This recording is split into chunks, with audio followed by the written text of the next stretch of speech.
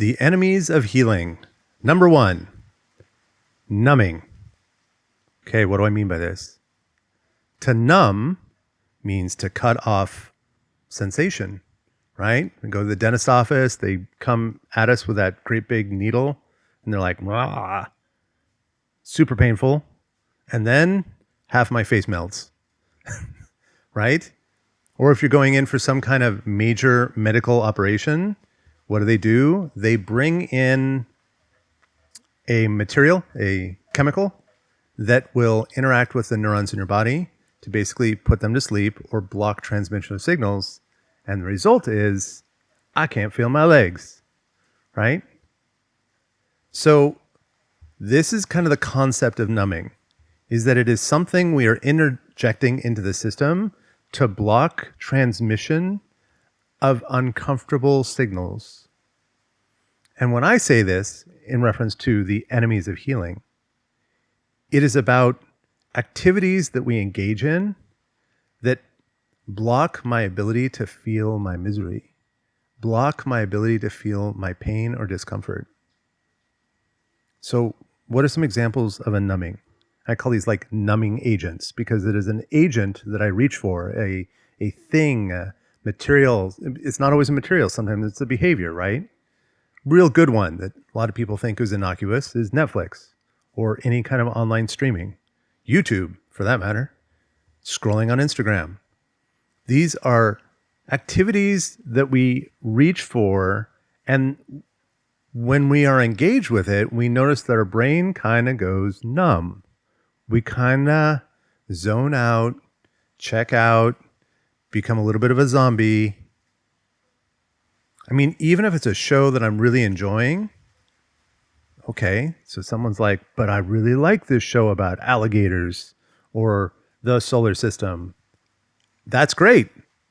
I'm really happy you're enjoying that.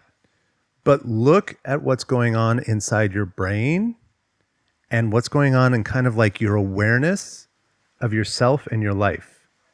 When you engage in this kind of stimulating visuals on the screen, we become so focused on that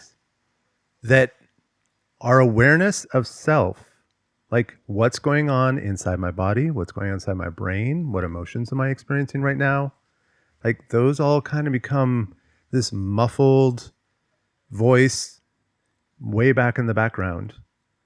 A still, small, quiet voice that usually we can't even hear. And the thing is, we get really good at it.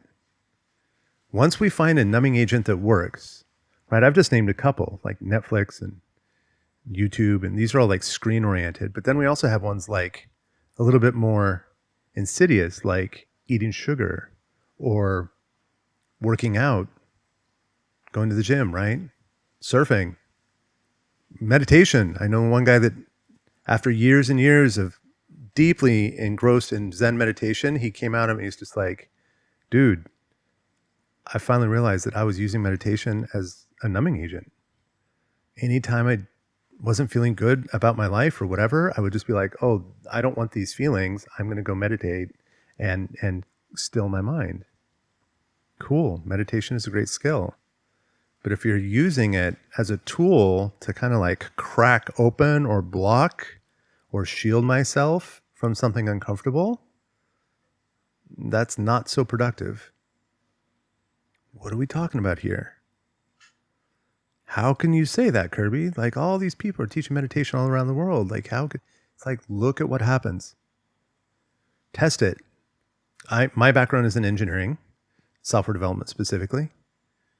And one of the things you do with a large complex system is that you say, okay, I've done my best and my team has done my best. I mean, we've all worked together and we're following the theory and it all looks like it would work, but that's meaningless until we run a test and verify that it behaves the way we want it to.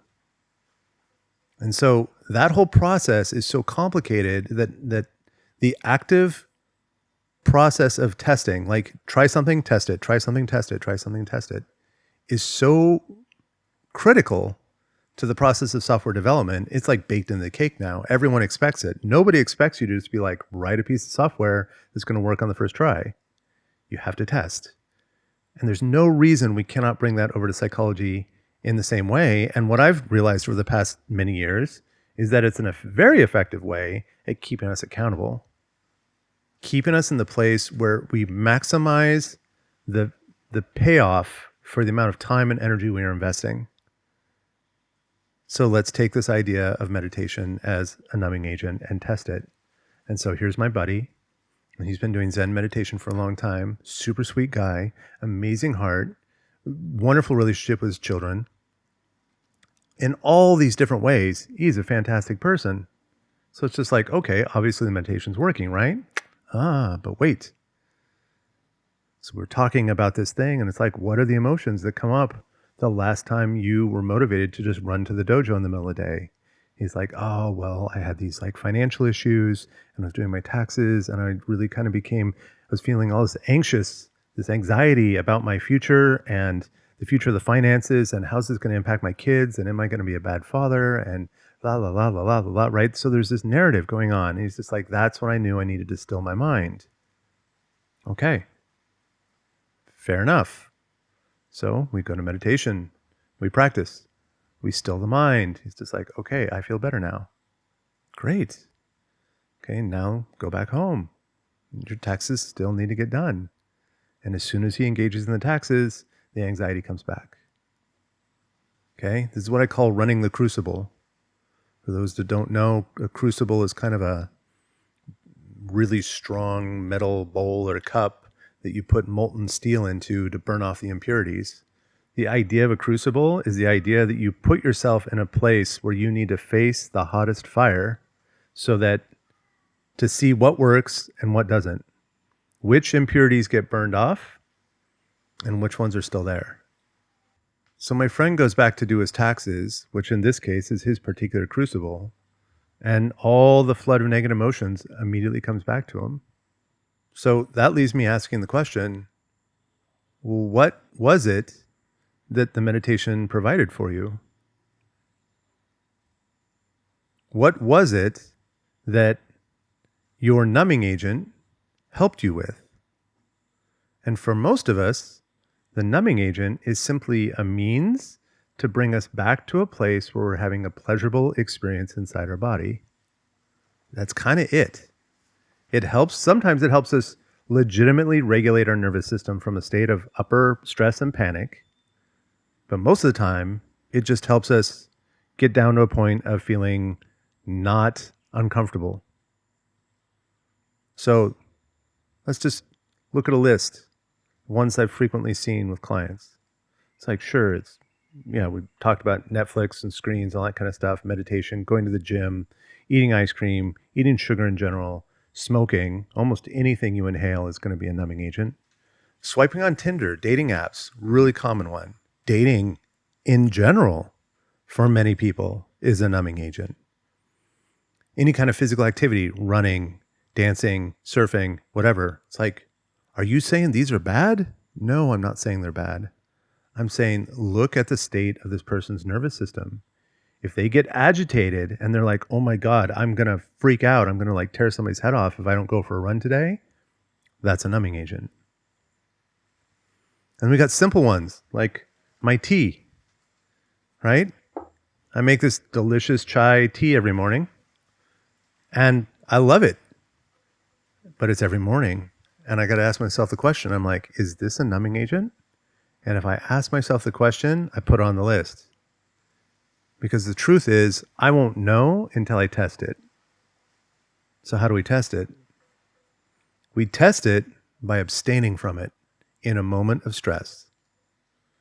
I test it by getting up in the morning where I would almost always make my delicious chai latte.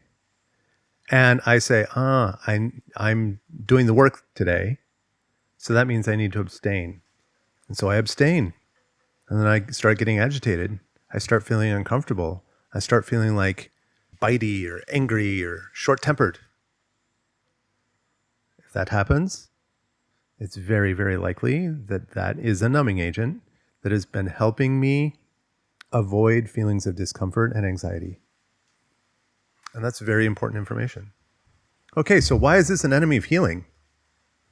This is an enemy of healing because the path that I want to be on, no, we're not going to talk about the path. We're going to talk about the destination. The destination that I want to reach is I want to reach a point where this thing that stresses me out isn't stressful anymore. I want to reach a point where those experiences in my life that are scary and threatening and just incredibly uncomfortable, dysregulating would be a good way of saying it, that those stop dysregulating my nervous system, that I can stand in the face of taxes and an uncertain future and not knowing about my financial stability and the future of my children and whether or not I'm a good parent or whatever. I can stand in the face of these things and still be okay. That's kind of my goal.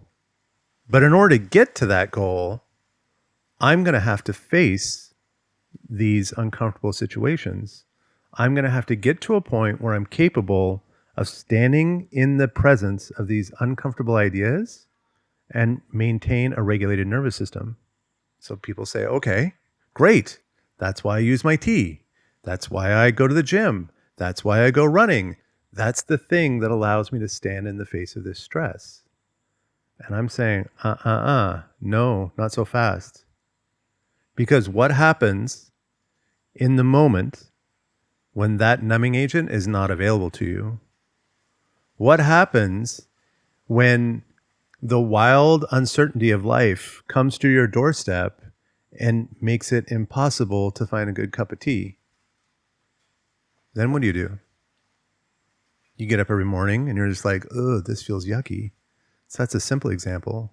But what if it's something more serious? What if I'm trying to get over deep-seated childhood trauma that gives me like a profound terror of abandonment? And that abandonment lives inside me all the time. This is me, by the way.